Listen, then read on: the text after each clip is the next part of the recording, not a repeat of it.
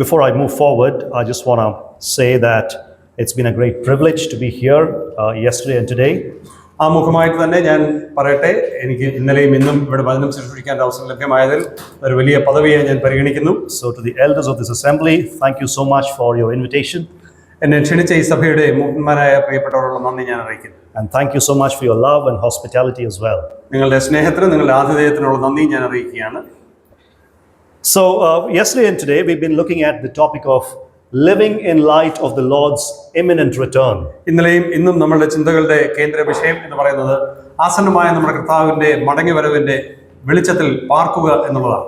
So in the last two sessions we looked at a couple of passages from the book of 1 Thessalonians. തെസ്സലോനിക്കരുടെ ഒന്നാം ലേഖനത്തിൽ നിന്നും രണ്ട് വേദഭാഗങ്ങൾ നാം ഈ ഇന്നലെയും ഇന്നുമായി ചിന്തിക്കുകയുണ്ടായി. And we were reminded yesterday and even this morning that the Thessalonian epistles, the major theme of it is eschatology, is about the return of the Lord Jesus Christ. തെസ്സലോനിക്ക ലേഖനത്തിന്റെ മുഖ്യ ചിന്താ വിഷയം എന്ന് പറയുന്നത് കർത്താവിന്റെ പുനരാഗമനമാണ്, ഭാവികാല ശാസ്ത്രമാണ് എന്ന് സൂചിപ്പിക്കുകയുണ്ടായി. So the first session was about what are the characteristics of a genuine church or a genuine church and its marks in light of the Lord's imminent return. കർത്താവിന്റെ ആസന്നമായ മടങ്ങിവരവിന്റെ പശ്ചാത്തലത്തിൽ യഥാർത്ഥ സഭ എങ്ങനെയായിരിക്കണം എന്നുള്ളതായിരുന്നു നമ്മുടെ ആദ്യ ക്ലാസ്സിലെ ചിന്താ വിഷയം. From chapter 1 verses 2 through 10 in fact, ഒന്നാം അധ്യായം 2 മുതൽ 8 വരെയുള്ള വാക്യങ്ങൾ നാം അക്കാര്യം ചിന്തിക്കുകയുണ്ടായി. we looked at what are the marks, what are the qualities or the characteristics of a genuine church that is waiting for the return of the Lord Jesus Christ. കർത്താവായ യേശുക്രിസ്തുവിന്റെ മടങ്ങിവരവിന് വേണ്ടി കാത്തിരിക്കുന്ന ഒരു സഭയുടെ സവിശേഷതകൾ എന്തൊക്കെയാണ് എന്നുള്ളത് നാം ഒന്നാമത്തെ ക്ലാസ്സിൽ ചിന്തിക്കുകയുണ്ടായി. This morning for the second session, ഇന്ന് രാവിലെ രണ്ടാമത്തെ സെഷനിൽ നാം ചിന്തിച്ചത് we looked at chapter 2 verses 1 through 8.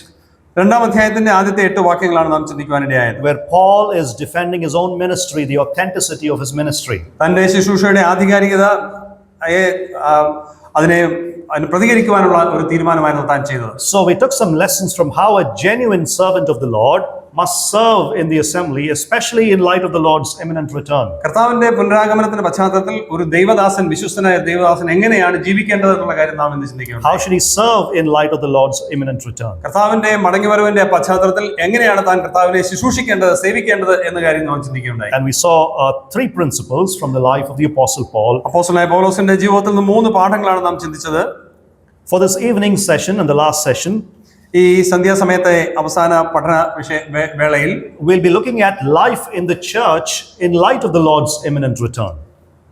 Life in the church in light of the Lord's return. കർത്താവിന്റെ ആസന്നമായ മടങ്ങിവരവിന്റെ പശ്ചാത്തലത്തിൽ സഭയിലെ ജീവിതം എങ്ങനെയായിരിക്കണം എന്നുള്ളതാണ് ഇന്ന് നാം ചിന്തിക്കാൻ പോകുന്നത്. How should the church life be? സഭാജീവിതം എന്നാൽ എങ്ങനെയായിരിക്കണം നാം മുന്നോട്ട് നയിക്കേണ്ടത്? What should the members of the church do? സഭയിലെ അംഗങ്ങൾ എന്താണ് ചെയ്യേണ്ടത് എന്നുള്ളത് നാം ചിന്തിക്കാൻ പോകുകയാണ്. How should they help one another and serve one another in light of the fact that the Lord could return any moment? കർത്താവ് ഏത് നിമിഷവും മടങ്ങി വരാം എന്നുള്ള ചിന്തയിൽ നാം ആയിരിക്കുമ്പോൾ എങ്ങനെയാണ് പരസ്പരം പെരുമാറേണ്ടത്, എങ്ങനെയാണ് പരസ്പരം സേവിക്കേണ്ടത് എന്നുള്ള കാര്യം നാം ഒരുമിച്ച് ചിന്തിക്കും. And for that we will look at 1 Thessalonians chapter 5. അതിനുവേണ്ടി നമ്മുടെ ചിന്ത 1 തെസ്സലോനിക്കർ 5-ാം അധ്യായത്തിലേക്ക് നമുക്ക് തിരിക്കാം. 1 Thessalonians 5 verses 12 through 15.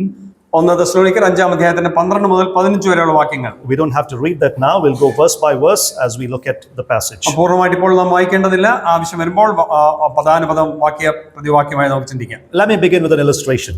ഒരു ഉദാഹരണം പറഞ്ഞുകൊണ്ട് ഞാൻ ആരംഭിക്കട്ടെ. I'm sure you've heard of the Maasai tribe in Kenya. കെനിയയിലെ Masai ഗോത്രത്തെക്കുറിച്ച് നാം കേട്ടിട്ടുണ്ടെന്ന് ഞാൻ കരുതുകയാണ്. And in that tribe, when they meet each other, ആ ഗോത്രത്തിൽ അവർ പരസ്പരം കണ്ടുമുട്ടുമ്പോൾ they don't say hello or exchange the usual pleasantries that we exchange. സാധാരണ നാം പറയുന്ന പോലെയുള്ള ആശംസാ വാചകങ്ങളല്ല, ഹലോ എന്നൊന്നും അല്ല അവർ പറഞ്ഞ് തുടങ്ങാറുള്ളത്. They ask this question. The first question they ask is, how are the children doing? മക്കൾ എന്ത് പറയുന്നു എന്നുള്ള ചോദ്യമാണ് അവർ ആദ്യം പരസ്പരം ചോദിക്കുന്നത്. Because as a tribe they realize, കാരണം ഒരു ഗോത്രം എന്നുള്ള നിലയിൽ as a tribe they realize that if the children are well, then the whole society is well. മക്കളുടെ കാര്യം ശുഭമായാൽ ആ സമൂഹം മുഴുവൻ ശുഭകരമായിരിക്കും എന്ന് അവർക്ക് ബോധ്യമുണ്ട്. And so the first question they ask each other when they meet one another is, how are the children doing? അതുകൊണ്ട് അവർ കണ്ടുമുട്ടുമ്പോൾ ആദ്യം പരസ്പരം ഉന്നയിക്കുന്ന ചോദ്യം മക്കൾ എങ്ങനെയുണ്ട്, സുഖമായിരിക്കുന്നു എന്നുള്ളതാണ്. And the usual response is this: all the children are well. എല്ലാ മക്കളും നന്നായി ജീവിക്കുന്നു എന്നാണ് സാധാരണ പ്രതികരിക്കാറുള്ളത്. It doesn't mean everything is perfect in the society. സമൂഹത്തിൽ എല്ലാ കാര്യങ്ങളും പെർഫെക്റ്റ് ആയിട്ട് നടക്കുന്നു എന്നല്ല അതിന്റെ അർത്ഥം. It doesn't mean all the families are doing well in raising their children. തങ്ങളുടെ മക്കളെ വളർത്തുന്ന കാര്യത്തിൽ എല്ലാ കുടുംബങ്ങളും നന്നായി പോകുന്നു എന്നല്ല അർത്ഥം. But that is the aspiration of the community itself. All the children are well. എന്നാൽ ആ സമൂഹത്തിന്റെ ആശയം അതാണ്, ആഗ്രഹം അതാണ്, സമൂഹത്തിലുള്ള എല്ലാ കുടുംബങ്ങളും എല്ലാ മക്കളും നന്നായി പുലരണം എന്നുള്ളതാണ്. All the children are doing well. എല്ലാ കുഞ്ഞുങ്ങളും നന്നായി മുൻപോട്ട് പോകുന്നു. Now, what if we apply that to the assemblies? ആ കാര്യം സഭയുള്ള ബന്ധം നാം ചിന്തിക്കുമ്പോൾ എന്താണ് നമുക്ക് മനസ്സിലാക്കാൻ കഴിയുന്നത്? When we all come together, നാം ഒരുമിച്ച് കടന്നു വരുമ്പോൾ, when we meet each other, നാം പരസ്പരം കണ്ടുമുട്ടുമ്പോൾ, one of the foremost question on our minds is, നമ്മുടെ മനസ്സിൽ കടന്നു വരേണ്ട ഏറ്റവും മുഖ്യമായ ചോദ്യം എന്താണ്? how are the weak people in our church doing? നമ്മുടെ സഭയിലെ ബലഹീനരായ വിശ്വാസികളുടെ കാര്യം എന്താണ്, അതെങ്ങനെ പോകുന്നു എന്നുള്ളതായിരിക്കും. How are the weak in the Lord doing? കർത്താവിൽ ബലഹീനരായവർ, അവർ ദുർബലരായവർ, അവർ എങ്ങനെ അവരുടെ ജീവിതം മുന്നോട്ട് നയിക്കുന്നു? I think that will make a world of a difference in all of our assemblies. നമ്മുടെ സഭകളിലെല്ലാം വലിയ പ്രകടമായ മാറ്റം തന്മൂലം ഉണ്ടാകും എന്ന് ഞാൻ കരുതുകയാണ്. So please keep this illustration at the back of your minds as we look at this passage this evening. ഈ സന്ധ്യയിൽ ഈ വേദഭാഗം നാം ചിന്തിക്കുമ്പോൾ ഈ ഉദാഹരണം നിങ്ങളുടെ മനസ്സിൽ ഉണ്ടായിരിക്കട്ടെ എന്ന് ഞാൻ ഓർപ്പിക്കുകയാണ്. So I said this morning and even yesterday ഇന്ന് രാവിലെയും ഇന്നലെയും ഞാൻ പറഞ്ഞൊരു കാര്യമുണ്ട്, that the entire book of 1 Thessalonians must be looked at in light of the Lord's imminent return. കർത്താവായ യേശുക്രിസ്തുവിന്റെ ആസന്നമായ പുനരാഗമനത്തിന്റെ പശ്ചാത്തലത്തിൽ വേണം ഈ തെസ്സലോനിക്ക ലേഖനം പൂർണ്ണമായിട്ടും നാം ഗ്രഹിക്കുവാൻ പഠിക്കുവാൻ. So all the passages must be interpreted in that light. ഈ പശ്ചാത്തലത്തിൽ വേണം, ഈ വെളിച്ചത്തിൽ വേണം ഈ ഇതിലെ ഓരോ വാക്യങ്ങൾ നാം വ്യാഖ്യാനിക്കുവാൻ. So let me raise a couple of questions here. ഒന്ന് രണ്ട് ചോദ്യങ്ങൾ ഇവിടെ ഉന്നയിക്കുവാൻ ഞാൻ താല്പര്യപ്പെടുകയാണ്. What should the members of a church do to show that they are living in light of the Lord's return? കർത്താവിന്റെ പുനരാഗമനത്തിന്റെ വെളിച്ചത്തിലാണ് സഭാവിശ്വാസികൾ ജീവിക്കുന്നത് എന്നുള്ളത് എങ്ങനെയാണ് വെളിപ്പെടുത്തുന്നത്? Or വേറെ നിലയിൽ പറഞ്ഞാൽ, how should the intra-church relationships be സഭയിലെ അംഗങ്ങൾ തമ്മിലുള്ള ബന്ധം എങ്ങനെയാണ് മുൻപോട്ട് പോകുന്നത്? to show that the entire assembly, the church, in living that way, is indeed living in light of the Lord's imminent return? കർത്താവിന്റെ പുനരാഗമനത്തിന്റെ ആ വെളിച്ചത്തിൽ സഭയിലെ അംഗങ്ങൾ പാർക്കുന്നു എന്ന് എങ്ങനെ ലോകത്തിന് വ്യക്തമായി മനസ്സിലാക്കാൻ കഴിയും? So today's passage will reveal to us three things that you and I must do as the members of an assembly. ഇന്ന് നാം വായിച്ച വേദഭാഗത്ത് നിന്ന് നമുക്ക് മൂന്ന് കാര്യങ്ങൾ ഈ നിലയിൽ നമുക്ക് ഗ്രഹിക്കാൻ കഴിയും. സഭയിലെ അംഗങ്ങൾ എങ്ങനെയാണ് പെരുമാറേണ്ടത് എന്നുള്ളതാണ് അവിടെ സൂചിപ്പിക്കുന്നത്. Three things that you and I must do as members of our own assemblies so that we live like those together who are living in light of the Lord's return. നമ്മുടെ കൂടിവരവിൽ നാം ആയിരിക്കുമ്പോൾ നാം എങ്ങനെ പ്രതികരിക്കണം എന്നുള്ളതിന്റെ ഉദാഹരണമായിട്ട് മൂന്ന് കാര്യങ്ങളോട് ചൂണ്ടിക്കാണിക്കാൻ ആഗ്രഹിക്കുകയാണ്. So Paul is writing to the church at Thessalonica.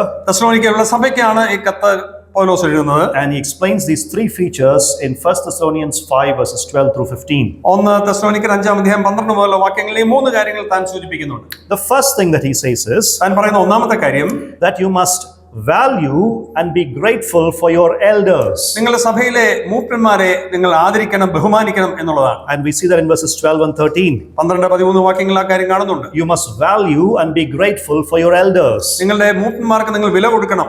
We need to cherish our elders. നാം നമ്മുടെ മൂപ്പന്മാരെ പ്രോത്സാഹിപ്പിക്കണം. And we need to regard them for the labor that they do. അവർ ചെയ്യുന്ന വേല ഓർത്ത് അവരെ പ്രോത്സാഹിപ്പിച്ച് മുൻപോട്ട് കൊണ്ടുവരണം. So Paul says that we must value our elders. പൗലോസ് പറയുന്നത് നമ്മുടെ മൂപ്പന്മാർക്ക് വേണ്ട ആദരവ് നാം കൊടുക്കണം എന്നാണ്. And we must be grateful for them. അവരെ ഓർത്ത് ദൈവത്തെ സ്തുതിക്കുന്നവരായി തീരുവാനിടയാകണം. So in explaining that, Paul says two things that you and I must understand. നാം മനസ്സിലാക്കേണ്ട രണ്ട് കാര്യങ്ങളാണ് ഇവിടെ നമുക്ക് കാണുവാൻ കഴിയുന്നത്. Firstly, ഒന്നാമത്, Paul says appreciate the office of the elder. ആ ഒരു മൂപ്പന്റെ ദൗത്യം എന്താണെന്നുള്ളത് തിരിച്ചറിഞ്ഞ് അതിനെ അംഗീകരിക്കാൻ നാം തയ്യാറാകുക. Look at verse 12 please. 12 വാക്യം വായിക്കാം. We ask you, brothers, to respect those who labor among you and are over you in the Lord, and they admonish you. സഹോദരന്മാരെ, നിങ്ങളുടെ ഇടയിൽ അധ്വാനിക്കുകയും കർത്താവിൽ നിങ്ങളെ ഭരിക്കുകയും പ്രബോധിപ്പിക്കുകയും ചെയ്യുന്നവരെ അറിയണം എന്നുള്ളതാണ് അവിടെ പറയുന്നത്. And they are over you in the Lord, and they admonish you. Yeah, that is it. Yeah, okay. All right. So there's a word used here, and that is translated as respect. ബഹുമാനിക്കുക എന്ന അർത്ഥത്തിലുള്ള ഒരു പദമാണ് ഇവിടെ ഉപയോഗിച്ചിരിക്കുന്നത്. But the original word in the original language, മൂലഭാഷയിലുള്ള പദം means to know. അവരെ അറിയുക, നന്നായി ഗ്രഹിക്കുക എന്നുള്ളതാണ് അതിന്റെ അർത്ഥം. It is to know somebody. ചിലരെ വ്യക്തമായി ബോധ്യമാകുക, അവരെ കുറിച്ച് അറിയുക. It is a common word that is used all across the New Testament. പുതിയ നിയമത്തിൽ ഉടനീളം ഉപയോഗിച്ചിരിക്കുന്ന ഒരു പദമാണത്. But there's not a kind of a simplistic knowledge that Paul is talking about. എന്നാൽ പൗലോസ് ഇവിടെ അർത്ഥമാക്കുന്ന ലളിതമായ അവരെ കുറിച്ചുള്ള എന്തെങ്കിലും അറിവല്ല. It is a knowledge that comes by experience. അനുഭവത്തിൽ കൂടെയുള്ള അറിവിനെ കുറിച്ചാണ് താൻ പറയുന്നത്. It is to learn to know somebody. ചില വ്യക്തികളെ മനസ്സിലാക്കി പഠിച്ച് മനസ്സിലാക്കുക. So you know about somebody. ചിലരെ കുറിച്ച് നമുക്കറിയാം. You have a relationship with somebody. അവരുമായിട്ട് ചില ബന്ധങ്ങൾ നമുക്കുണ്ട്. And as you relate right to somebody, you will know more about that person. അവരുമായി കൂടുതൽ ബന്ധപ്പെടുമ്പോൾ ആ വ്യക്തികളെ നമുക്ക് കൂടുതൽ നന്നായി ഗ്രഹിക്കുവാൻ കഴിയും. And then you arrive at a certain knowledge. അതിന്റെ അടിസ്ഥാനത്തിൽ ചില അറിവ് നമുക്ക് സമ്പാദിക്കുവാൻ കഴിയും. That's the kind of knowledge that Paul is talking about here. അത്തരം അറിവിനെ കുറിച്ചാണ് പൗലോസ് ഇവിടെ അർത്ഥമാക്കുന്നത്. And Paul is saying, know your elders. പൗലോസ് പറയുകയാണ്, നിങ്ങളുടെ മൂപ്പന്മാരെ നിങ്ങൾ അറിയണം എന്ന്. It has the idea of a deep knowledge. ആഴത്തിലുള്ള ഒരു അറിവിനെ കുറിച്ചാണ് ഞാൻ A സൂചിപ്പിക്കുന്നത്. knowledge that includes in it respect.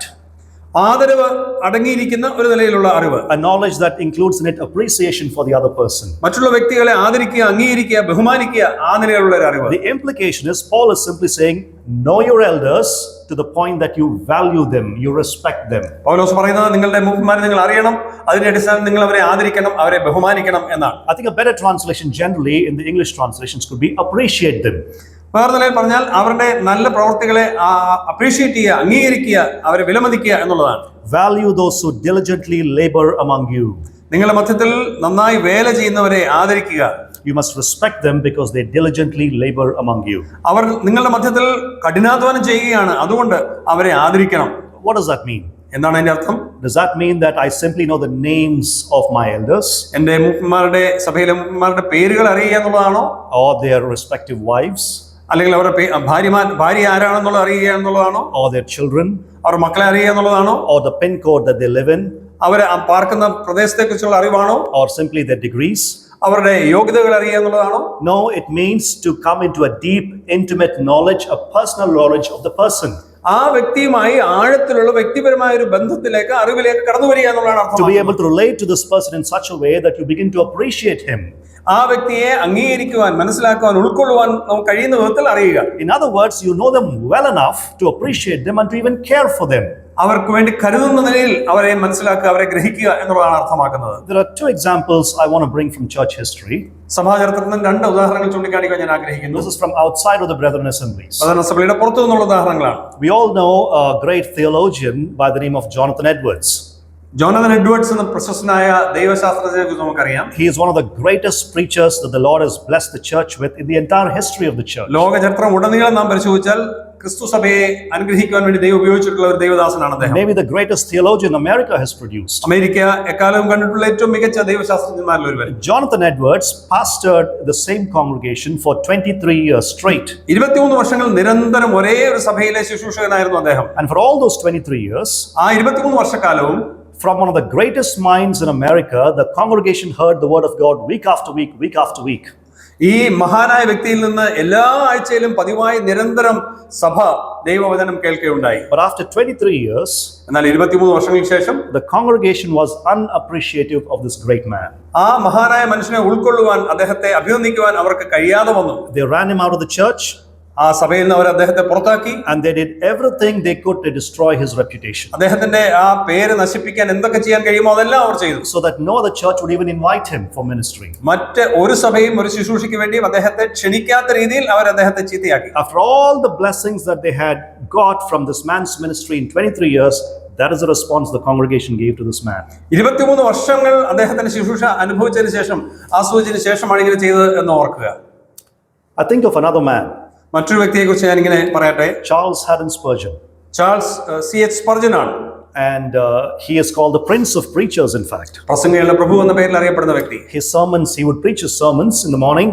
അദ്ദേഹം പ്രഭാഷണങ്ങൾ നടത്തും. And there'll be people sitting in the front transcribing his sermons. ആ മുൻപിലിരിക്കുന്ന ആളുകൾ അത് കുറിച്ചെടുക്കും. He would later look at them, edit them a little bit. എന്നിട്ട് അത് പിന്നീട് തന്നെ നോക്കി അതിന് ആവശ്യമായ തിരുത്തലുകൾ വരുത്തും. And those sermons on paper, they would be rolled out and they'll be thrown on every ship that would leave England. എന്നിട്ട് അത് ചുരുട്ടി, ആ കടലാസുകൾ ചുരുട്ടി ഇംഗ്ലണ്ടിൽ നിന്ന് പുറത്തേക്ക് പോകുന്ന എല്ലാ കപ്പലിലും എറിഞ്ഞു കൊടുക്കും. And they would go around the world. അത് ലോകത്തിന്റെ എല്ലാ ഭാഗങ്ങളിലേക്ക് ഈ പ്രഭാഷണങ്ങൾ പോകും. No wonder he's called the Prince of Preachers. തീർച്ചയായിട്ടും അദ്ദേഹം പ്രസംഗികളുടെ പ്രഭു എന്ന പേരിന് അർഹൻ തന്നെയാണ്. You know, there was nobody like him in all of the world in terms of preaching. പ്രസംഗത്തിന്റെ കാര്യത്തിൽ അദ്ദേഹത്തെ പോലെ പേര് പറയത്തക്കോളം വേറെ ആരുമില്ല. And we all know that. നമുക്ക് എല്ലാവർക്കും അതറിയാവുന്ന കാര്യമാണ്. And yet he was thrown out of the Baptist Union. എന്നാൽ അദ്ദേഹം ബാപ്റ്റിസ്റ്റ് യൂണിയനിൽ നിന്നും പുറത്താക്കപ്പെട്ടു എന്നുള്ള യാഥാർത്ഥ്യം നമ്മൾ എത്ര പേർക്കറിയാം. When the vote was taken, വോട്ടിട്ടപ്പോൾ the vote was actually seconded by the associate pastor in his church, who was his own brother. അദ്ദേഹത്തിന്റെ സ്വന്തം സഹോദരൻ, ആ സഭയിലെ അസോസിയേറ്റ് പാസ്റ്റർ പോലും അദ്ദേഹത്തിനെതിരെ വോട്ട് ചെയ്ത വ്യക്തികളുടെ കൂട്ടത്തിലുണ്ടായിരുന്നു. You know, we talk about being wounded in the house of your friends. നമ്മുടെ സ്നേഹിതന്മാരുടെ മുൻപാകെ നാം വേദനപ്പെടുന്ന, മുറിപ്പെടുന്ന സാഹചര്യങ്ങളാണ് ഇതൊക്കെ. Some of the biographies tell us ചില ജീവചരിത്ര കഥകൾ നാം വായിക്കുമ്പോൾ that Spurgeon never really recovered from that incident. ആ സംഭവത്തിൽ നിന്നും സ്പർജൻ ഒരിക്കലും പുറത്തേക്ക് വരാൻ കഴിഞ്ഞിട്ടില്ല എന്നാണ് എനിക്ക് മനസ്സിലാക്കാൻ And he കഴിയുന്നത്. also died a premature death. ആ കാലം എത്തുന്നതിന് മുൻപേ അദ്ദേഹം ഈ ഭൂമിയിൽ നിന്ന് മാറ്റപ്പെട്ടു പോയി. And some historians think that this incident in part contributed to his premature death. ഈ ഒരുപക്ഷെ ഈ സംഭവം അദ്ദേഹത്തിന്റെ കാലമെത്താതെയുള്ള മരണത്തിന് കാരണമായി തീർന്നേക്കാം എന്ന് പോലും ചില ചരിത്രകാരന്മാർ രേഖപ്പെടുത്തുന്നു. So an elder could be extremely gifted. ഒരു മൂപ്പൻ വളരെ താലന്തുകളും കഴിവുകളും ഉള്ളവനായിരിക്കാം. An elder could be extremely faithful. വളരെ വിശ്വസ്തനായ ഒരു വ്യക്തിയായിരുന്നിരിക്കാം. He could be diligent. വളരെ വിശ്വസ്തയോടെ കാര്യങ്ങൾ He ചെയ്യുന്നവനായിരിക്കാം. could be hardworking. കഠിനാധ്വാനം ചെയ്യുന്ന വ്യക്തിയായിരിക്കാം. But it is possible, in church history we see this, that the congregation has treated him without respect. എന്നാൽ സഭാചരിത്രത്തിൽ നാം കാണുന്നത് അങ്ങനെയുള്ള വ്യക്തികളെ പോലും യാതൊരു ബഹുമാനവും ഇല്ലാതെ സഭയിലെ അംഗങ്ങൾ അവരോട് പെരുമാറുന്നതാണ്. And Paul reminds us, ഇവിടെ പൗലോസ് നമ്മെ ഓർപ്പിക്കുകയാണ്, as we live in the light of the Lord's imminent return, നമ്മുടെ കർത്താവിന്റെ ആസന്ന മടങ്ങി വരവിന്റെ പശ്ചാത്തലത്തിൽ ആ വെളിച്ചത്തിൽ നാം പാർക്കുമ്പോൾ you must know your elders. നമ്മുടെ മൂപ്പന്മാർ ആരാണ് എന്നുള്ളത് നാം തിരിച്ചറിയണം. You must relate to them in such a way that you begin to appreciate them. അവരുടെ പ്രവൃത്തികളെ നാം ആദരിക്കുന്ന, അംഗീകരിക്കുന്ന ആ അവസ്ഥയിലേക്ക് നാം എത്തിച്ചേരണം. You must value your elders നമ്മുടെ മൂപ്പന്മാരെ നാം വിലമതിക്കണം. to the point that you care for them. അവർക്ക് വേണ്ടി നാം കരുതുന്നവരായിരിക്കണം.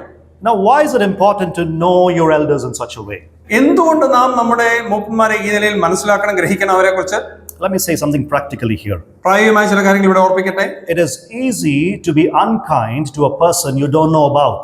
നിങ്ങൾക്ക് അറിഞ്ഞുകൂടാത്ത ഒരു വ്യക്തിയോട് കരുണയില്ലാതെ പെരുമാറുക എന്ന് പറയുന്നത് സാധാരണമായ ഒരു It's കാര്യമാണ്. easy to be critical of somebody who you don't know about. നിങ്ങൾക്ക് അറിഞ്ഞുകൂടാത്ത ഒരു വ്യക്തിയെ കുറിച്ച് അദ്ദേഹം വിമർശനാത്മകമായി പറയുവാൻ നമുക്ക് എളുപ്പമാണ്. It's easy to be indifferent to somebody that you have no relationship with. നിങ്ങൾക്ക് ബന്ധമില്ലാത്ത ഒരു വ്യക്തിയെ കുറിച്ച് അവരോട് താല്പര്യമില്ലാത്ത രീതിയിൽ നമുക്ക് സംസാരിക്കാൻ But കഴിയും. when you know somebody എന്നാൽ അവരെ വ്യക്തമായി അറിയുമ്പോൾ, and you've come to know them by experiencing them, അവരെ അനുഭവിച്ചറിയാൻ അവസരം ലഭിക്കുമ്പോൾ, and you understand the passion of their heart, അവർ ഹൃദയത്തിന്റെ ദാഹം എന്താണെന്ന് നാം ഉൾക്കൊള്ളുമ്പോൾ, you understand the vision that God has given them for the church, ദൈവം സഭയെക്കുറിച്ച് അവർക്ക് കൊടുത്തിട്ടുള്ള ആ കാഴ്ചപ്പാട് എന്താണെന്ന് നാം ഗ്രഹിക്കുമ്പോൾ, there is a kind of a respect that is born out of such a thing. അതിൽ നിന്നും ഉരുത്തിരിഞ്ഞു വരുന്ന ഒരു ബഹുമാനമുണ്ട്. And so you will understand their decisions. അവരുടെ തീരുമാനങ്ങളുടെ അർത്ഥം നിങ്ങൾക്ക് ഉൾക്കൊള്ളുവാൻ You will not കഴിയും. be very soon critical of them. അപ്പോൾ നാം അവരെ വിമർശിക്കുന്നവനായി തീരുകയില്ല. You will not immediately dismiss them. ഉടൻ തന്നെ അവരെ പറഞ്ഞയക്കാൻ നാം തുനിയുകയില്ല. So it is important that all of us as members of the assembly, we begin to respect and value our elders. അതുകൊണ്ട് നാം സഭയിലായിരിക്കുന്ന നാം ഓരോരുത്തരും നമ്മുടെ സഭാ മൂപ്പന്മാരെ ആദരിക്കുകയും ബഹുമാനിക്കുകയും ചെയ്യേണ്ടത് ആവശ്യമാണ്. We must respect them, നാം അവരെ ബഹുമാനിക്കണം. respect the office, അവരുടെ പദവി നാം അംഗീകരിക്കണം. understand their worth, അവരുടെ യോഗ്യത നാം ഉൾക്കൊള്ളണം. because that is important for the health of the assembly. അത് സഭയുടെ ആരോഗ്യത്തിന് വളരെ ആവശ്യമായ ഘടകങ്ങളാണ്. That is what Paul is challenging all of us this evening. അതാണ് ഇന്ന് ഈ സന്ധ്യയിൽ പൗലോസ് നമ്മെ ഓരോരുത്തരെയും വെല്ലുവിളിക്കുന്ന കാര്യം. So every faithful shepherd must be appreciated. വിശ്വസ്തയോടെ സേവനമനുഷ്ഠിക്കുന്ന എല്ലാ മൂപ്പന്മാരെയും ഇടയന്മാരെയും നാം ആദരിക്കണം. Every faithful shepherd must be respected. വിശ്വസ്തയോടെ സേവനം ചെയ്യുന്ന എല്ലാ ഇടയന്മാരും ആദരിക്കപ്പെടണം. Every faithful shepherd must be admired and honored. അങ്ങനെയുള്ളവർ ആരാധിക്കപ്പെടണം, അവർ അംഗീകരിക്കപ്പെടണം. Now let me say this to the young people here. ഇവിടെയുള്ള യുവ സ്നേഹിതരോട് ഞാൻ ഓർപ്പിക്കട്ടെ. And I want to talk straight to you. നിങ്ങളോട് നേരെ ഈ കാര്യം പറയാൻ ഞാൻ ആഗ്രഹിക്കുകയാണ്. Because as a younger person, a lot of younger people come and talk to me about this matter. ഒരു യുവാവ് എന്നുള്ള നിലയിൽ അനേക യുവജനങ്ങൾ എന്റെ അടുത്ത് വന്ന് ഈ കാര്യങ്ങൾ സംസാരിക്കാറുണ്ട്. And this is what I say to them. അവരോട് ഞാൻ പറയുന്ന കാര്യം ഇതാണ്: Never rebel against your elders. നിങ്ങളുടെ മൂപ്പനെതിരെ മത്സര മനോഭാവത്തോടെ നിങ്ങൾ പെരുമാറുവാൻ തുനിയരുത്. I know you could disagree with them. ഒരുപക്ഷെ നിങ്ങൾ എന്നോട് വിയോജിച്ചു വന്നേക്കാം. But there are ways to talk to them. അവരോട് സംസാരിക്കേണ്ട വ്യത്യസ്തമായ ആശയങ്ങൾ ഉണ്ടെങ്കിൽ ആ കാര്യങ്ങൾ പറയേണ്ട രീതിയുണ്ട്. Never rebel against God ordained elders in the assembly. ദൈവം ആക്കി വെച്ചിരിക്കുന്ന മൂപ്പന്മാരുടെ അടുത്ത് നിന്ന് മറുതലിക്കുവാൻ നാം തുനിയരുത്. If we disagree with them, നിങ്ങൾ അവരോട് യോജിക്കുന്നുണ്ടെങ്കിൽ it is perfectly all right to go to them and say, Acha, I think there is some clarification I need. Could you please tell me what that is? നല്ല കാര്യം. പക്ഷേ അവരോട് വേണമെങ്കിൽ നമുക്ക് പോയി ചോദിക്കാം, ഈ കാര്യത്തിൽ അല്പം വിശദീകരണം എനിക്ക് ആവശ്യമാണ് എന്ന് നമുക്ക് അവരോട് പറയാം. But never rebel against them. എന്നാൽ അവരോട് മത്സരം ഉള്ളവരായി തീരരുത്. Never talk in a way, I know better than you. എനിക്ക് നിങ്ങളെക്കാൾ നന്നായിട്ട് കാര്യങ്ങളൊക്കെ അറിയാം എന്നുള്ള ആ ഒരു ആശയം നമ്മുടെ മനസ്സിലുണ്ടാവാൻ പാടില്ല. You might know better than them. ഒരുപക്ഷെ നിങ്ങൾക്ക് അവരെക്കാൾ നന്നായിട്ട് അറിയാവുന്നവരായിരിക്കാം. but they are still God ordained elders in the assembly. എന്നാൽ ദൈവം നിങ്ങളുടെ സഭയിൽ അവരെ ആക്കി വെച്ചിരിക്കുകയാണ് എന്ന് നാം വിസ്മരിക്കരുത്. It is an office that God has ordained in the church. ദൈവം ആ സഭയിൽ നൽകിയിരിക്കുന്ന ഒരു പദവിയാണ്, ഉത്തരവാദിത്തമാണ് അവർ നിർവഹിക്കുന്നത്. You will need to submit to them. I will need to submit to them. നാം അവർക്ക് വിധേയപ്പെട്ടിരിക്കണം, ഞാൻ അവർക്ക് വിധേയപ്പെട്ടിരിക്കണം. So that's the first thing that Paul says here. അതാണ് പൗലോസ് ഇവിടെ ഓർപ്പിക്കുന്ന ഒന്നാമത്തെ കാര്യം. Appreciate the office of the elder. മൂപ്പന്മാരുടെ ആ പദവി, ഉത്തരവാദിത്തങ്ങളെ നാം ആദരിക്കുക. Secondly, രണ്ടാമത്, esteem the elders highly and submit to them. മൂപ്പന്മാരെ ഉന്നതമായ പദവിയിൽ അവരെ പരിഗണിക്കുക, അവർക്ക് വിധേയപ്പെട്ടിരിക്കുക, കീഴ്പ്പെട്ടിരിക്കുക എന്നുള്ളതാണ്. Look at verse 13. 13-ാം വാക്യം. And to esteem them very highly in love because of their work, be at peace among yourselves. അവരുടെ വേല നിമിത്തം ഏറ്റവും സ്നേഹത്തോടെ വിചാരിക്കണം എന്ന് നിങ്ങളോട് അപേക്ഷിക്കുന്നു. Okay, now the second one is very much like the first one that we discussed. നാം ഇപ്പോൾ ചിന്തിച്ച ആ ഒന്നാമത്തെ കാര്യത്തോട് ചേർത്ത് ചിന്തിക്കാവുന്ന ഒരു കാര്യമാണ് ഈ രണ്ടാമത്തെ കാര്യം. But Paul here uses a particular word in the original, and that is the word esteem. ഇവിടെ പൗലോസ് ഉപയോഗിക്കുന്ന ഒരു പദപ്രയോഗമുണ്ട്, എസ്റ്റീം, അങ്ങേയറ്റത്തെ കരുതലോടുകൂടി, സ്നേഹത്തോടെ എന്നുള്ളതാണ്. It means to consider somebody. ചിലരെ പ്രത്യേകമായ രീതിയിൽ അവരെ പരിഗണിക്കുക എന്നുള്ള ആശയമാണ്. It means to regard somebody in some way. ആ പ്രത്യേകമായ രീതിയിൽ അവരെ അംഗീകരിക്കുക, ഉൾക്കൊള്ളാൻ തയ്യാറാകുക. Or very simply to think of somebody in a certain way. ഒരു വ്യക്തിയെ ഒരു പ്രത്യേകമായ രീതിയിൽ നാം പരിഗണിക്കുക, കാണുക എന്നുള്ളതാണ്. So Paul here in using that word is asking us to go a little deeper than the first duty. തന്റെ ദൗത്യത്തിൽ അല്പം ആഴത്തിൽ പോകുക എന്നുള്ള ആശയമാണ് പൗലോസ് ഇവിടെ So അർത്ഥമാക്കുന്നത്. Paul is saying you must esteem them, regard them very highly. വളരെ ഉന്നതമായ നിലയിൽ അവരെ പരിഗണിക്കുക, ആദരിക്കുക എന്നുള്ളതാണ് പൗലോസ് പറയുന്നത്. The literal Greek translation would be beyond all measure. എല്ലാ അളവിനും അപ്പുറത്തായിട്ട് ചെന്ന് ആ കാര്യങ്ങൾ അവരോട് നിർവഹിക്കുക എന്നാണ് അതിന്റെ ഗ്രീക്ക് തർജ്ജമയിൽ അർത്ഥമാക്കുന്നത്. In other words, you must esteem them beyond all measure. എല്ലാ അളവിനും അപ്പുറത്തായി ചെന്ന് അവരെ ആദരിക്കുക, അംഗീകരിക്കുക. You must regard them beyond all measure. എല്ലാ അളവിനും അപ്പുറത്തായി അവരെ പരിഗണിക്കുക. And look at the key word here. ഇവിടെയുള്ള മൂലപദം എന്താണ്? Beyond all measure in love. എല്ലാ പരിഗണനയ്ക്കും അപ്പുറത്തായിട്ട് സ്നേഹത്തോടെ അവരെ വിചാരിക്കണം. You must esteem them in love. ഏറ്റവും സ്നേഹത്തോടെ വിചാരിക്കണം. What is the reason? എന്താണ് കാരണം? Notice what Paul says. പൗലോസ് എന്താ പറയുന്നത്? Because of their work. അവരുടെ വേല നിമിത്തം അവരെ ആദരിക്കണം. Because of their work. അവരുടെ വേല നിമിത്തം.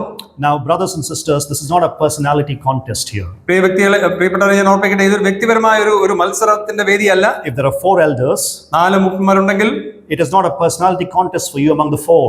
ആ 4 പേർ തമ്മിൽ വ്യക്തിപരമായ ഒരു സംഘടനം ഉണ്ടാവാൻ ആവശ്യമില്ല. You must esteem all 4 of them highly in love because of their work. അവർ ചെയ്യുന്ന വേല നിമിത്തം അവരെ എല്ലാവരെയും വളരെ ഉന്നതമായ നിലവാരത്തിൽ നാം പരിഗണിക്കേണ്ടത് ആവശ്യമാണ്. And Paul here is saying there's no limit to the regard you need to have for them. അവരോടുള്ള നമ്മുടെ കരുതൽ, പരിപാലനം, ആ കാര്യത്തിൽ യാതൊരു പരിധിയും ഉണ്ടാകാൻ പാടില്ല എന്ന് പൗലോസ് ഓർപ്പിക്കുകയാണ്. If there are 3 men, 4 men serving as elders, 3-4 പേർ മൂപ്പന്മാർ എന്നുള്ള നിലയിൽ സേവനം അനുഷ്ഠിക്കുന്നുണ്ടെങ്കിൽ you have to regard all of them in love because of their work. എല്ലാവരെയും ഒരേ നിലയിൽ പരിഗണിക്കണം, ഒരേ നിലയിൽ അവരുടെ വേല നിമിത്തം അവരോട് സ്നേഹത്തോടെ വിചാരിക്കണം. Not because of their personality.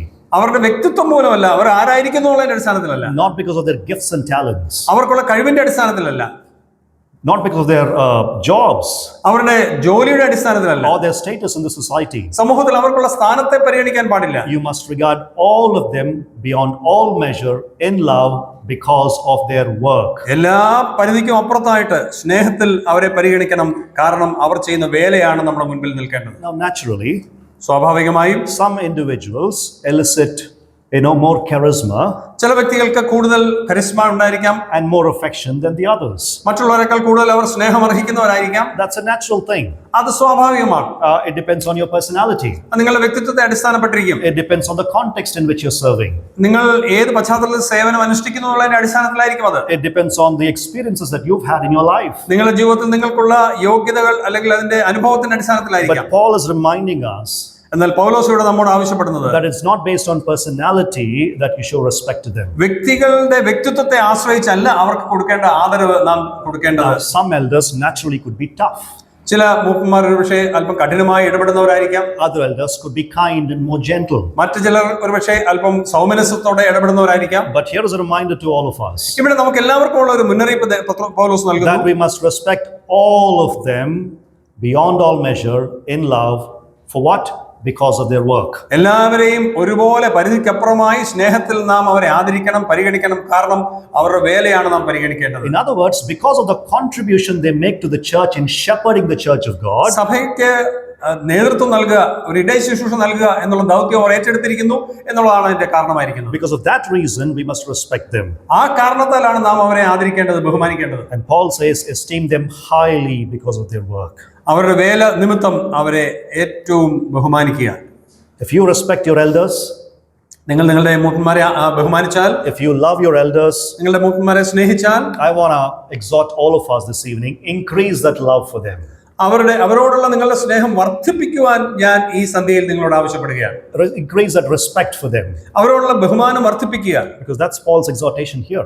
അതാണ് പൗലോസിന്റെ ഇവിടെയുള്ള ആ ഉപദേശം. Love them beyond all measure. എല്ലാ പരിധിക്കും അപ്പുറത്തായിട്ട് അവരെ സ്നേഹിക്കുക. Love them beyond all measure. എല്ലാ കണക്കുകൾക്കും അപ്പുറത്തായിട്ട് അവരെ സ്നേഹിക്കുക. Because of what they do. അവർ എന്താണ് ചെയ്യുന്നത്, അവരുടെ വേല എന്താണ് എന്നുള്ളത് പരിഗണിക്കുക. In the work of shepherding. അവർ ചെയ്യുന്ന ഇടയ ദൗത്യം പരിഗണിക്കുക. What does it mean to esteem them highly and to regard them highly? അവരെ ഉന്നതമായ നിലയിൽ പരിഗണിക്കുക എന്ന് പറഞ്ഞാൽ എന്താണ് അതിന്റെ അർത്ഥം? What does that mean? എന്താ അതിന്റെ അർത്ഥം? It means that first of all, you seek their best. അവർക്ക് ഏറ്റവും മികച്ച നന്മ ലഭിക്കുവാൻ ഇടയാകാൻ നാം ആഗ്രഹിക്കണം. It also means often you overlook their weaknesses and faults. അവരുടെ ബലഹീനതകളും അവരുടെ വീഴ്ചകളും നാം അവഗണിക്കണം എന്നാണ് അതിന്റെ അർത്ഥം. It means that you speak well of them. അവരെക്കുറിച്ച് നല്ല രീതിയിൽ സംസാരിക്കുക. It means that you encourage them. അവരെ പ്രോത്സാഹിപ്പിക്കുക. There is nothing wrong in sending your elder a message saying, "You're shepherding the church of God well. I'm praying for you, brother." നിങ്ങളുടെ മൂപ്പൻ ഒരു കത്ത് ഒരു മെസ്സേജ് അയക്കുന്നതിൽ കുഴപ്പമില്ല. ഞങ്ങളുടെ ഈ സഭയെ നന്നായിട്ട് ഇടയ ശുശ്രൂഷ ചെയ്യുന്നുണ്ട്, ഞാൻ അഭിനന്ദിക്കുന്നു, എന്റെ സ്നേഹം ഞാൻ പങ്കുവെക്കുന്നു എന്നൊരു സന്ദേശം അയക്കുന്നതിൽ തെറ്റില്ല. So it means you love them. നിങ്ങൾ അവരെ സ്നേഹിക്കുന്നു എന്നുള്ള സൂചകമാണത്. It means you lift them up before God as God called men who've been called to shepherd the church. ദൈവത്താൽ വിളിക്കപ്പെട്ട സഭയെ ശുശ്രൂഷിക്കാൻ വേണ്ടി വിളിക്കപ്പെട്ട വ്യക്തികൾ എന്നുള്ളതിൽ അവരെ ആദരിക്കുന്നു, സ്നേഹിക്കുന്നു എന്നുള്ളതിന്റെ സൂചകമാണത്. In the New Testament, പുതിയ നിയമം നാം ഉടനെ നോക്കുമ്പോൾ, honor is not given to any person because of the natural qualities that he has. അവർക്കുള്ള സ്വാഭാവികമായ കഴിവിന്റെ അടിസ്ഥാനത്തിലല്ല ആദരവ് കൊടുക്കേണ്ടത്. But in the New Testament, honor is always given based on the office to which you've been called and the ministry to which you've been called. ശുശ്രൂഷ മുഖത്ത് അവരുടെ ദൗത്യം എന്താണ്, അവരെ എന്ത് ചെയ്യാൻ വേണ്ടിയാണ് ദൈവം വിളിച്ചിരിക്കുന്നത് എന്നുള്ള അടിസ്ഥാനത്തിലാണ് നാം അവരെ ആദരിക്കേണ്ടത്. And that's what Paul is reminding us here. അതാണ് പൗലോസ് ഇവിടെ ആവർത്തിച്ച് പറയുന്നത്. Esteem them highly because of their work. അവരുടെ വേല നിമിത്തം അവരെ ആദരിക്കുക. Esteem them highly because of their work. അവരുടെ വേല നിമിത്തം അവരെ സ്നേഹത്തോടെ വിചാരിക്കുക. Look at the last part of verse 13. 13-ാം വാക്യത്തിന്റെ അവസാന ഭാഗം, Be at peace among yourselves. തമ്മിൽ സമാധാനമായിരിപ്പിൻ. Now the context here is about the relationship between the shepherd and the sheep. ഇതിന്റെ പശ്ചാത്തലം എന്ന് പറയുന്നത് ഇടയനും ആടും തമ്മിലുള്ള ബന്ധത്തിന്റെ അടിസ്ഥാനത്തിലാണ്. And so Paul says, be at peace among yourselves. നിങ്ങളുടെ ഇടയിൽ സമാധാനം ഉണ്ടായിരിക്കണം എന്നാണ് പൗലോസ് പറയുന്നത്. Very simply, Paul is saying, submit to your shepherds. വളരെ ലളിതമായി പറഞ്ഞു കഴിഞ്ഞാൽ പൗലോസ് പറയുകയാണ്, നിങ്ങളുടെ ഇടയന്മാർക്ക് നിങ്ങൾ കീഴടങ്ങിയിരിക്കുക. Submit to your elders. നിങ്ങളുടെ ഇടയന്മാർക്ക് മൂപ്പന്മാർക്ക് കീഴടങ്ങിയിരിക്കുക.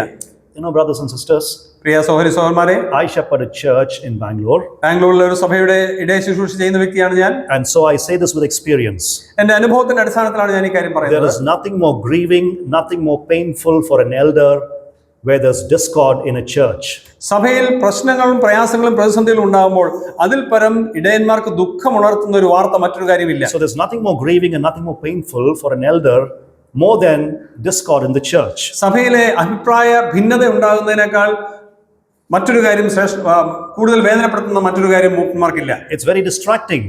അത് അവരെ വളരെ ശ്രദ്ധ മാറ്റിക്കളയുന്ന ഒരു കാര്യമാണ്. It becomes shepherding very difficult. It makes shepherding very difficult. ഇടയ ശുശ്രൂഷ ചെയ്യുന്നത് വളരെ ബുദ്ധിമുട്ടായി തീരും ആ ഘട്ടത്തിൽ. So Paul says, be at peace among yourselves. അതുകൊണ്ടാണ് പൗലോസ് പറയുന്നത്, നിങ്ങൾ പരസ്പരം സമാധാനത്തോടെ ഇരിക്കുക എന്ന്. Be at peace with your elders. Submit to your elders. നിങ്ങളുടെ മൂപ്പന്മാരുമായി സമാധാന ബന്ധം കാക്കുക, അവരുമായിട്ട് നല്ല നിലയിൽ പെരുമാറുക. There shouldn't be any strife. നിങ്ങളുടെ പരസ്പരം ഒരു വേദന ഉണ്ടാകാൻ പാടില്ല. Eliminate any conflict. എന്തെങ്കിലും പരസ്പര ബുദ്ധിമുട്ടുകൾ ഉണ്ടെങ്കിൽ അതൊക്കെ ഒഴിവാക്കുക.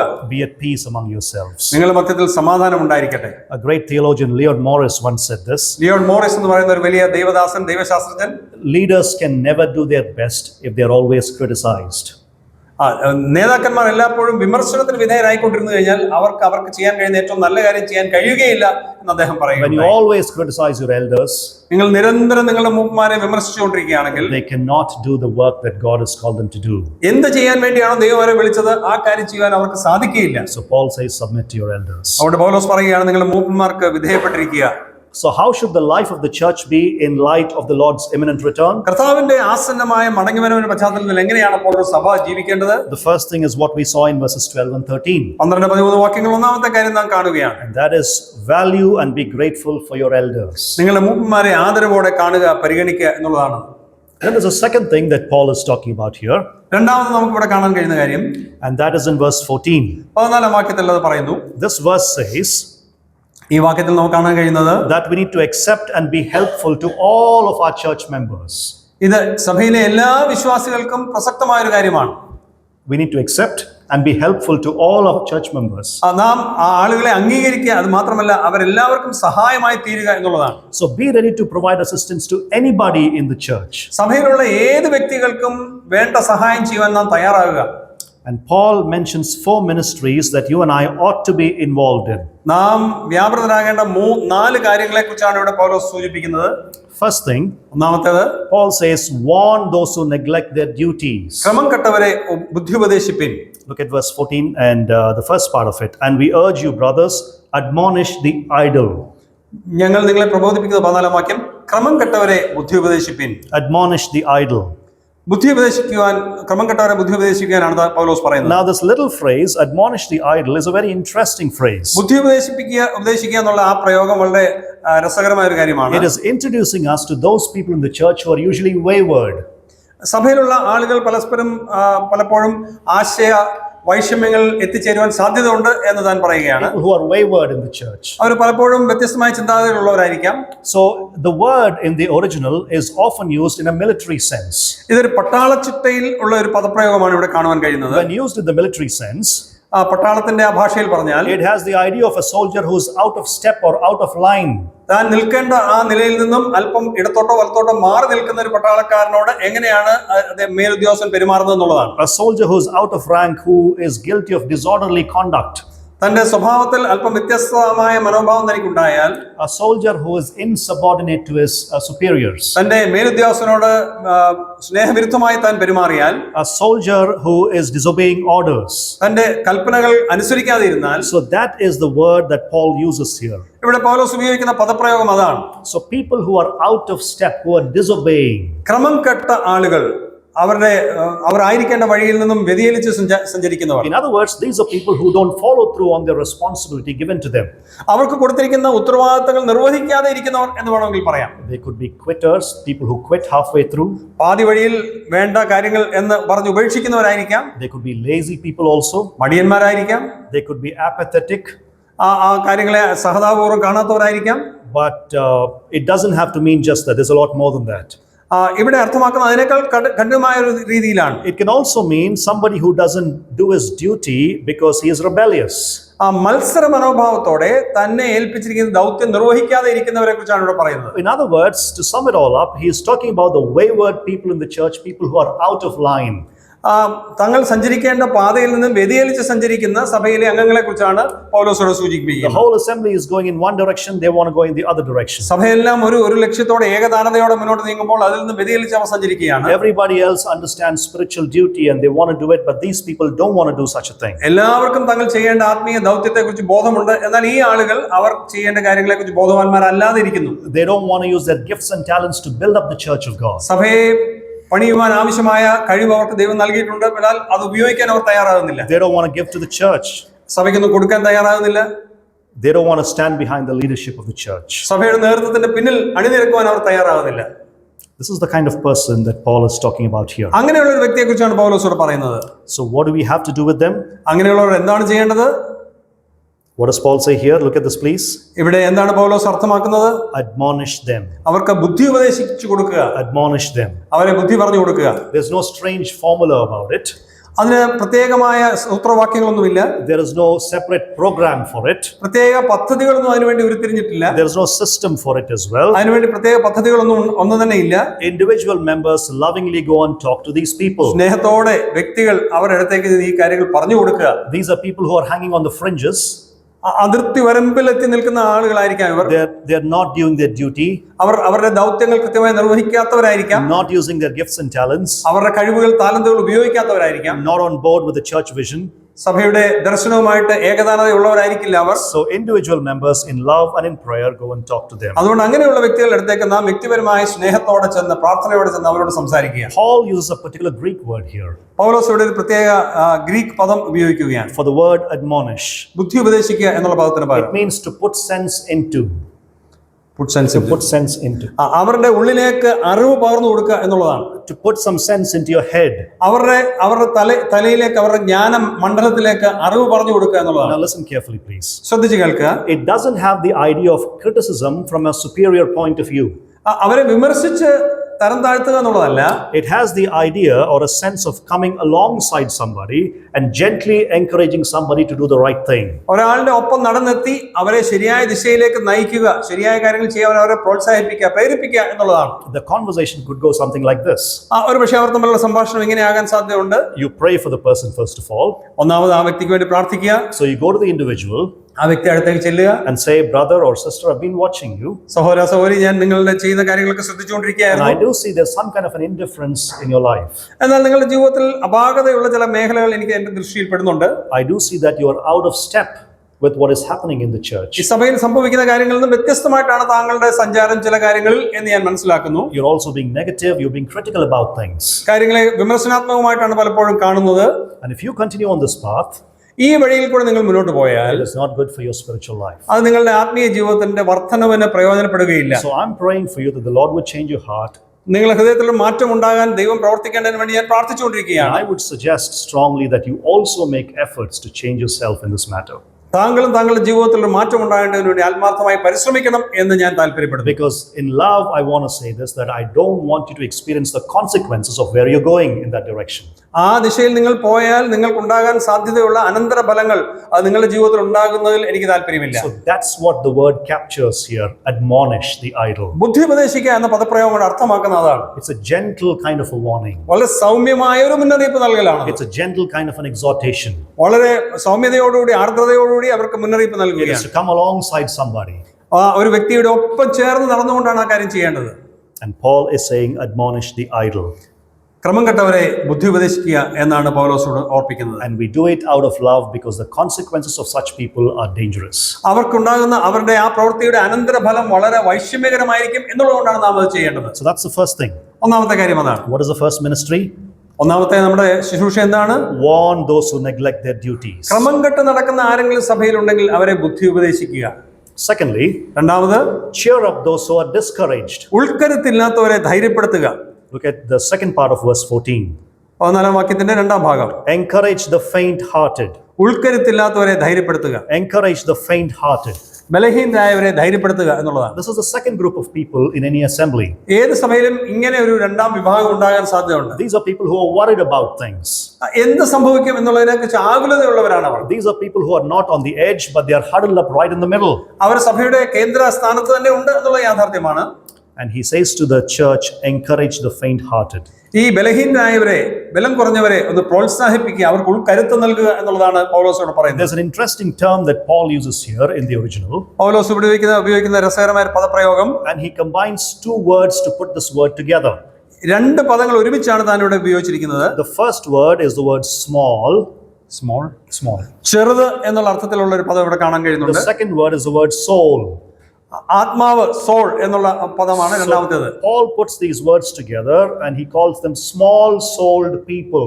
സ്മോൾ സോൾഡ് പീപ്പിൾ എന്ന് വെച്ചാൽ നിങ്ങൾ ആത്മാവിൽ ദൗർബല്യമുള്ളവർ, ബലഹീനതയുള്ളവർ എന്ന അർത്ഥത്തിൽ പറയുന്നുണ്ട്. Or in English, faint-hearted people. ബലഹീനത ഉള്ള വ്യക്തികൾ എന്നാണ് അതിന്റെ അർത്ഥം. In other words, they always want to do things the same way.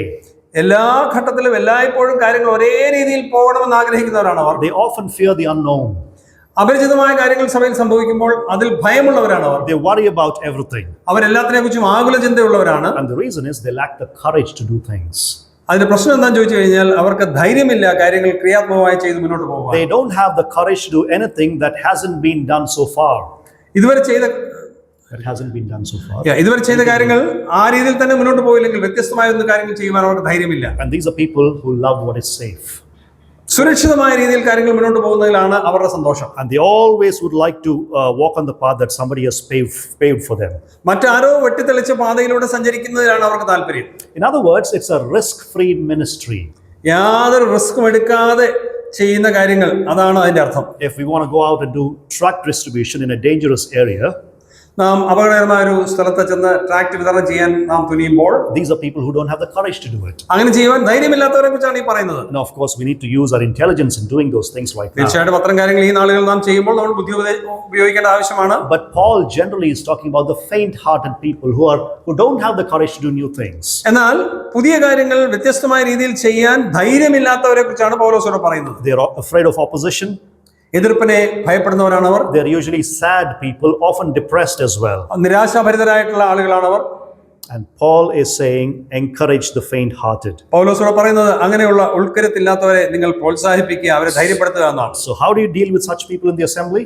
സഭയിലുള്ള അങ്ങനെ വ്യക്തികളെ എങ്ങനെയാണ് നാം നേരിടേണ്ടത്, സഹായിക്കേണ്ടത്? Simply encourage them. അവരെ പ്രോത്സാഹിപ്പിക്കുന്നതിലൂടെ. It's a beautiful word that Paul uses here.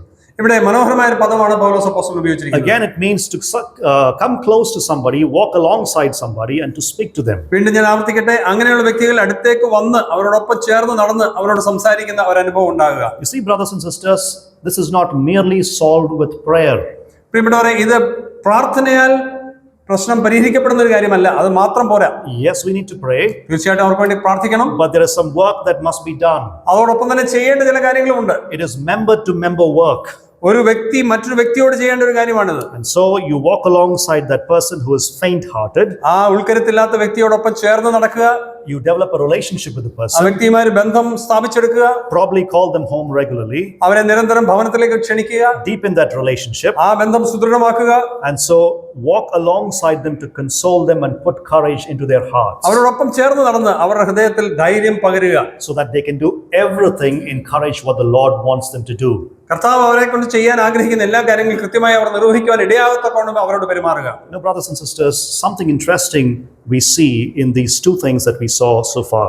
ഇതുവരെ നാം കണ്ട ഈ രണ്ട് കാര്യങ്ങളിൽ വളരെ രസകരമായ ഒരു കാര്യമുണ്ട്. There are no programs for this once again. ഞാൻ പറഞ്ഞ പോലെ ഇതിനു വേണ്ടിയുള്ള പ്രത്യേകമായ പദ്ധതികൾ എന്തെങ്കിലും നമുക്ക് രൂപീകരിക്കാൻ There's സാധിക്കില്ല. no particular structure for this.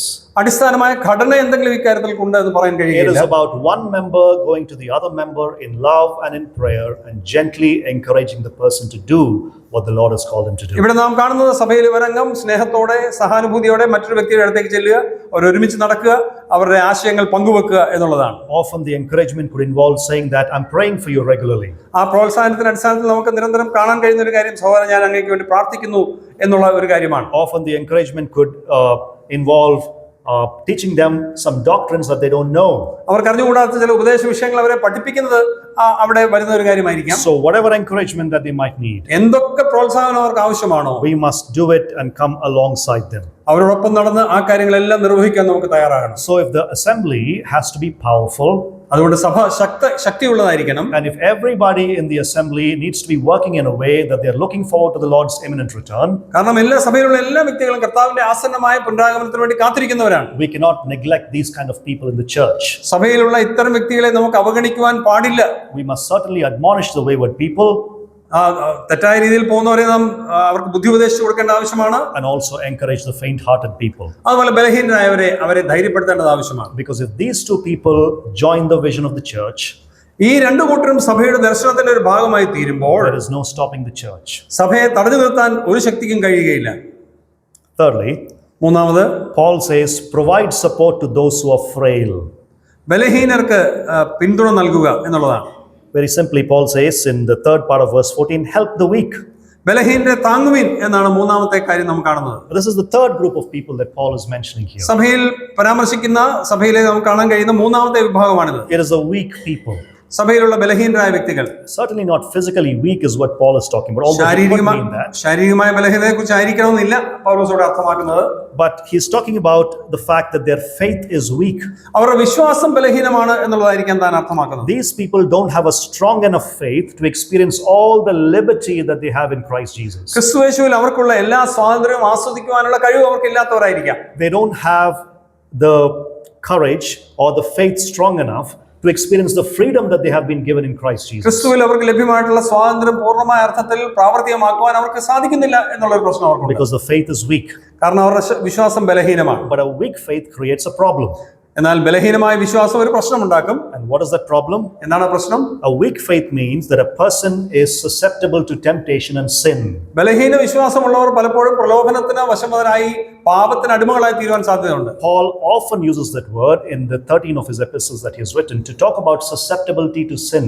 13 ലേഖനങ്ങളിലും പൗലോസ് ആവർത്തിച്ച് പറയുന്ന ഒരു കാര്യമാണ് പാപത്തിന് വിധേയപ്പെട്ടു പോകാനുള്ള സാധ്യത നമുക്കുണ്ട് എന്നുള്ളത്. It means there's somebody who you found in sin. ആ പാപത്തിൽ വീണിരിക്കുന്ന ഒരു വ്യക്തിയെ നാം കാണുമ്പോൾ And then you correct him.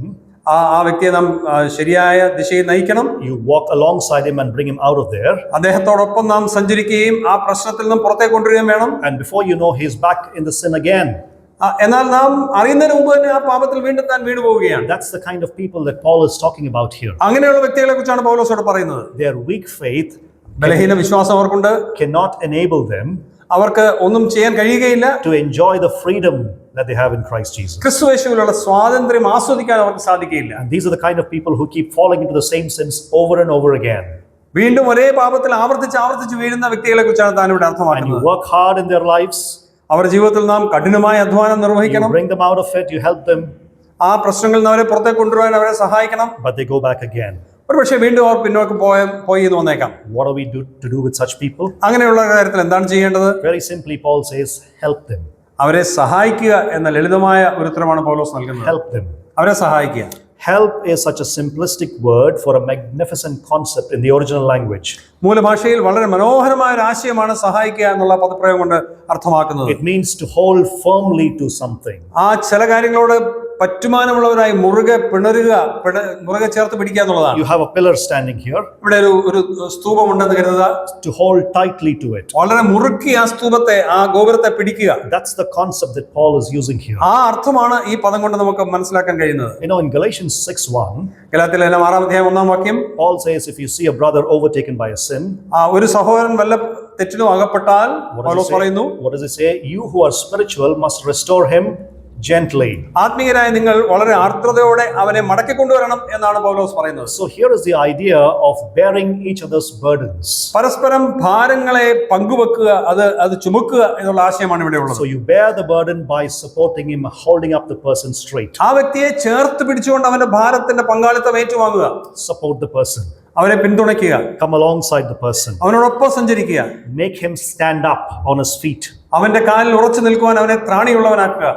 You know, brothers and sisters, the elders, although they're called to be shepherding the church of God, they can't do everything in the church. പ്രിയ സഹോദരന്മാരെ, മൂപ്പന്മാരെ സഭയുടെ ഇടയ ശുശ്രൂഷ ചെയ്യുന്നവരാണ് എന്ന് പറയാറുണ്ടെങ്കിലും സഭയിലെ എല്ലാ കാര്യങ്ങളും ചെയ്യാൻ അവർക്ക് സാധിച്ചൊന്നും വരികയില്ല. It is some members who have to go and do this work. ഇത്തരം ജോലികൾ ചെയ്യേണ്ടത് സഭയിലെ ചില വിശ്വാസികളാണ്. And that's what Paul is calling them to do. അതുകൊണ്ടാണ് ഈ കാര്യങ്ങളെല്ലാം ചെയ്യുവാൻ വേണ്ടി എല്ലാ വ്യക്തികളോടുമായി ഇവിടെ പൗലോസ് ഉദ്ബോധിപ്പിക്കുന്നത്. In other words, Paul is saying we all must be involved in the life of the church to build up the body of Christ. ക്രിസ്തുവിന്റെ ശരീരമാകുന്ന സഭയെ മെനഞ്ഞെടുക്കുവാൻ നാം എല്ലാവരും ഒരുപോലെ കൈകോർത്ത് പിടിച്ച് അധ്വാനിക്കണം എന്നാണ് പൗലോസോട് അർത്ഥമാക്കുന്നത്. So Paul simply in his own magnificent way says, help the weak. തന്റെ മനോഹരമായ ശൈലിയിൽ പൗലോസ് ഇവിടെ പറയുകയാണ് ബലഹീനരെ സഹായിക്കുക എന്ന്. Fourthly and lastly, അവസാനമായി ഇങ്ങനെ പറയാൻ ആഗ്രഹിക്കുന്നു. Paul says, exhibit patience in your dealings. എല്ലാവരോടും ദീർഘക്ഷമ കാണിക്കുക എന്ന ഒരു പദപ്രയോഗമാണ് ഇവിടെ കാണുന്നത്. Look at the last part of verse 14. 14 വാക്യത്തിന്റെ അവസാന ഭാഗം. Be patient with them all. എല്ലാവരോടും ദീർഘക്ഷമ കാണിക്കുക. How many people? എത്ര ആളുകളോട്? All people. എല്ലാവരോടും. You know, I had a professor of theology in seminary. ഞാൻ സെമിനാരിൽ പഠിക്കുമ്പോൾ എനിക്ക് എൻ്റെ ഒരു അധ്യാപകൻ ഉണ്ടായിരുന്നു. And he used to say, in most contexts, when the Bible uses the word all means all, and that's all that all means. എല്ലാവരും എന്ന് Bible എപ്പോഴൊക്കെ പറഞ്ഞിട്ടുണ്ടോ ആ ഘട്ടങ്ങളിലൊക്കെ നാം മനസ്സിലാക്കണം. എല്ലാം എന്ന് പറഞ്ഞാൽ എല്ലാം എന്ന് തന്നെയാണ് അർത്ഥം. All means all, and that's all that all means. എല്ലാം എന്ന് പറഞ്ഞാൽ എല്ലാമാണ്, അത് മാത്രമേ പറയാനുള്ളൂ എന്ന് താൻ പറയുകയുണ്ടായി. Be patient with all of them. എല്ലാവരോടും ക്ഷമയുള്ളവരാകുക, സഹനശക്തിയുള്ളവരാകുക. How many of them? എത്ര പേരോട്? All of them. എല്ലാവരോടും. Not just those who are close to me. എന്നോട് അടുത്ത ബന്ധം പുലർത്തുന്നവരോട് മാത്രമല്ല. Not just my favorite people. എന്റെ പ്രിയപ്പെട്ട വ്യക്തികളോട് മാത്രമല്ല. Not just one section of the assembly. സഭയിലെ ഒരു സമൂഹത്തോട് മാത്രമല്ല. Be patient with everybody. എല്ലാവരോടും സഹാനുഭൂതിയോടെ ക്ഷമയോടെ പെരുമാറുക. This also refers to those people with whom we can't be easily patient. നമുക്ക് ഈ വളരെ പെട്ടെന്ന് ക്ഷമിക്കുവാൻ കഴിയാത്ത വ്യക്തികളുണ്ട്. അങ്ങനെയുള്ളവരുടെ കാര്യം കൂടിയാണ് ഇവിടെ പറയുന്നത്. These also include men and women who try our patience as well. നമ്മുടെ ക്ഷമ പരിശോധിക്കുന്ന ചില വ്യക്തികൾ സഭയിൽ ഉണ്ടായിരിക്കാം. അവരുടെ കാര്യം കൂടിയാണ് പറയുന്നത്. Now, in the work of shepherding, ഇടയ ദൗത്യത്തിൽ നാം ചിന്തിക്കുമ്പോൾ, in the life of a church, സഭയുടെ പശ്ചാത്തലത്തിൽ realistically, it's easier to get frustrated. പലപ്പോഴും നിരാശ ഉണ്ടാകുന്ന സാഹചര്യങ്ങൾ പല അവസരങ്ങൾ ഉണ്ടാകാറുണ്ട്. It is easy to get disappointed. നിരാശാഭരിതരായി തീരാൻ സാധ്യതയുണ്ട്. It is easy to get exasperated with some people as well. ചില വ്യക്തികൾ മൂലം നാം വളരെ വിഷമത്തിൽ എത്തിച്ചേരുവാൻ സാധ്യതയുണ്ട്. Because you're putting in so much work and you're getting very little in return. ചില വ്യക്തികളിൽ വളരെയധികം കാര്യങ്ങൾ നാം നമ്മുടെ കഴിവുകൾ പ്രയോഗിക്കുന്നുണ്ട്, പക്ഷേ അതിൽ നിന്നും ഫലം വേണ്ടത്ര ഉണ്ടാകുന്നില്ല. അത്തരം സാഹചര്യങ്ങൾ There could be even some people who are slowing down the vision of the church. ദൈവസഭയുടെ ദർശനത്തെ മെല്ലെപ്പോക്കിലേക്ക് കൊണ്ടുവരുന്ന ചില വ്യക്തികൾ ഉണ്ടായിരിക്കാം. It can be heartbreaking, I understand that. അത് ഹൃദയഭേദകമായ അനുഭവമാണ്, എനിക്കത് മനസ്സിലാവും. But Paul says this. എന്നാൽ പൗലോസ് പറയുന്നു, Be patient with everybody. എല്ലാവരോടും ക്ഷമ കാണിക്കുക. Be patient with them all. എല്ലാവരോടും ക്ഷമ കാണിക്കുക. And all means all, and that's all that all means. എല്ലാം എന്ന് പറഞ്ഞാൽ എല്ലാവരുടെയും കാര്യമാണ്. അതിനെക്കുറിച്ച് അതിനപ്പുറത്തായിട്ടൊന്നും പറയാനില്ല. How patient we should be? എന്തുമാത്രം ക്ഷമ നാം കാണിക്കണം? More patient than I've been so far. ഞാൻ ഇതുവരെ കാണിച്ച ക്ഷമയേക്കാൾ ഉപരിയായിട്ടുള്ള ക്ഷമ. More patient than you've been so far. നിങ്ങൾ എത്രമാത്രം ക്ഷമയുള്ളവരായിരുന്നോ അതിനേക്കാൾ ഉപരിയായ ക്ഷമ. As patient as God is with us. ദൈവം നമ്മോട് കൂടെയുണ്ട് എന്നുള്ള ബോധ്യത്തിലുള്ള ക്ഷമ. So two things we've seen so far. നാം രണ്ട് കാര്യങ്ങളാണ് ഇതുവരെ കണ്ടത്. How do we live in the life of the church in light of the Lord's imminent return? കർത്താവിന്റെ ആസന്നമായ പുനരാഗമനത്തിന്റെ വെളിച്ചത്തിൽ സഭ എങ്ങനെയാണ് ജീവിക്കേണ്ടത്? Number one, ഒന്നാമത്തെ കാര്യം, value and be grateful for your elders. നമ്മുടെ മൂപ്പന്മാരെ അവരെ ആദരവോടെ കാണുക, അവർക്ക് വേണ്ടി നന്ദിയുള്ളവരായിരിക്കുക. Number two, രണ്ടാമത്തെ കാര്യം, accept and be helpful to all your church members. എല്ലാ വ്യക്തികളെയും ഉൾക്കൊള്ളുക, അവരെ സഹായിക്കുക, അവർക്ക് വേണ്ടി കരുതുക. Then there's a third thing and the last thing that Paul is talking about here. പൗലോസ് ഇവിടെ പറയുന്ന മൂന്നാമത്തെ അവസാനത്തെ ഒരു കാര്യം കൂടെ ഉണ്ട്. And that is in verse 15. അത് 15-ാം വാക്യത്തിലുള്ളതാണ്. And this verse says ആ വാക്യം ഇങ്ങനെയാണ്, that we must practice and be keen on doing good to everyone. എല്ലാവർക്കും നന്മ ചെയ്യുക എന്നുള്ളതാണത്. Practice and be keen on doing good to everyone. എല്ലാവരോടും എപ്പോഴും നന്മ ചെയ്തുകൊണ്ടിരിപ്പീൻ. Let me say this, brothers and sisters, straight here. ഞാൻ നേർക്കുനേരെ ഈ കാര്യം ഇങ്ങനെ പറയാൻ ആഗ്രഹിക്കുകയാണ്. And I say this to myself as well first. ഞാൻ എന്നോട് തന്നെയാണ് ആദ്യം ഈ കാര്യം പറയുന്നത്. We should never engage in any form of evil in the church. സഭയിൽ ഒരു തരത്തിലുമുള്ള തിന്മ നമ്മിൽ നിന്നും വരുവാൻ ഉണ്ടാകാൻ പാടില്ല. There is no place for evil in the church. സഭയിൽ ഒരു നിലയിലുള്ള തിന്മയ്ക്ക് സ്ഥാനമില്ല. And in talking about this, Paul has two exhortations for all of us. പൗലോസ് നമുക്ക് രണ്ട് പ്രബോധനങ്ങളാണ് ഇവിടെ നൽകുന്നത്. Firstly, ഒന്നാമത്, do not retaliate. പ്രതികരിക്കാതെ ഇരിക്കുക. Look at the first part of verse 15. 15-ാം വാക്യത്തിന്റെ ആദ്യ ഭാഗം, See that no one repays any evil for evil. ആരും തിന്മയ്ക്ക് പകരം തിന്മ ചെയ്യാതിരിക്കാൻ നോക്കുവിൻ. Do not repay evil for evil in the church. സഭയിൽ തിന്മ ചെയ്യുന്നവരുണ്ടായിരിക്കാം, പക്ഷെ അവരോട് തിന്മ പകരം ചെയ്യുവാൻ പാടില്ല. Let me say that again for myself at least. വീണ്ടും എന്നോട് തന്നെ ഞാൻ ഈ കാര്യം പറയട്ടെ. Do not repay anyone evil for evil in the church. തിന്മയ്ക്ക് പകരം സഭയിൽ ആരോടും തിന്മ പകരമായി ചെയ്യാതെ ഇരിക്കുക. What is the implication here? അതിന്റെ പ്രസക്തി എന്താണ്? When Paul is saying don't repay evil for evil, തിന്മയ്ക്ക് പകരം തിന്മ ചെയ്യാതിരിക്കുക എന്ന് പൗലോസ് പറയുമ്പോൾ, Paul is actually assuming that there could be evil done to you in the church. നിങ്ങളുടെ സഭയിൽ നിങ്ങൾക്കെതിരെ തിന്മ പ്രവർത്തിക്കുന്ന ചിലർ ഉണ്ടാവുമെന്നാണ് പൗലോസ് അർത്ഥമാക്കുന്നത്. It is possible. അത് സാധ്യമാണ്. We are all humans. നമ്മളെല്ലാവരും മനുഷ്യരാണ്. We still have the human nature with us. മാനുഷികമായ പ്രകൃതി നമുക്കുണ്ട്. So Paul is assuming realistically that it is possible that there is some evil done to you in the church. സഭയിൽ തന്നെയുള്ള ചില വ്യക്തികൾ നിങ്ങൾക്കെതിരെ തിന്മ പ്രവർത്തിച്ചു എന്ന് വരാം. And the word that he uses is baseness or meanness or evil. ഇവിടെ താൻ അർത്ഥമാക്കുന്നത് വളരെ ബലഹീനമായ അല്ലെങ്കിൽ തിന്മ പ്രവർത്തിക്കുന്ന എന്നുള്ള ഒരു കാര്യമാണ്. Now that's a very difficult circumstance to be in.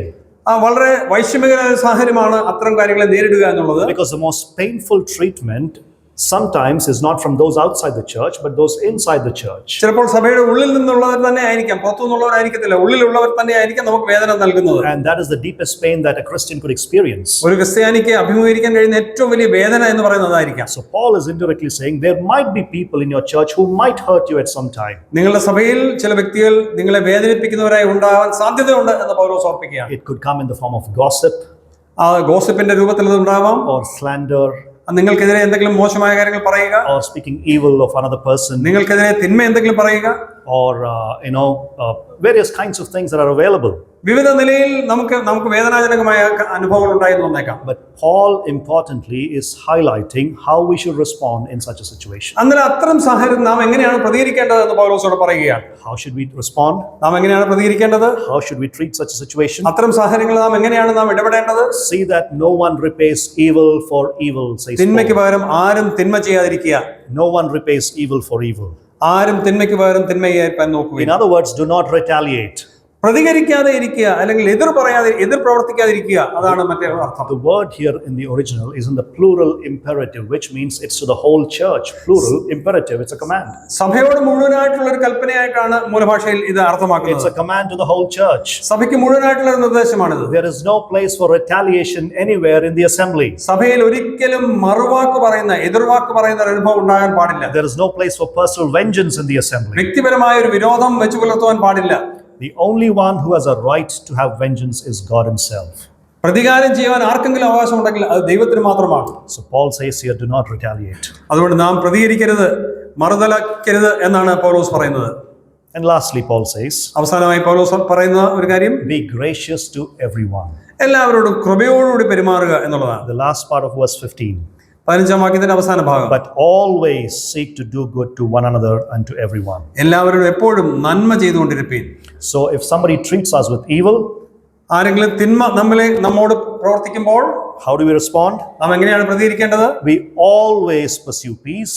എല്ലാവരോടും സമാധാനത്തോടെ പെരുമാറുക. We must eagerly and zealously pursue after peace. വളരെ ആവേശത്തോടെ സമാധാനത്തോടെ അവരെ പിന്തുടരുക.